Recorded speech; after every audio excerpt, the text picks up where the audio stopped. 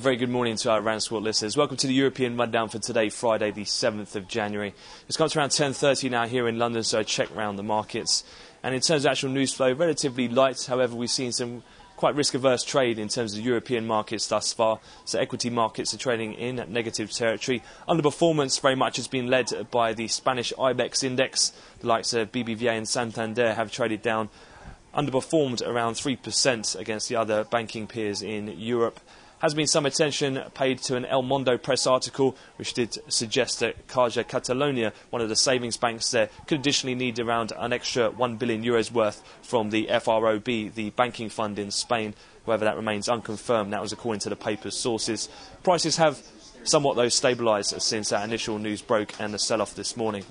As such, then, bonds are in positive territory, and the euro is looking a little bit weaker across the board, and it has traded below that 130 handle. However, prices are being drawn pretty much around there at the moment as we speak, with the option expiry due of a relatively large size at the New York cuts. Looking forward, though, much of the attention today very much will be on the non-farm payrolls report. That'll be at 1:30, 7:30 Chicago.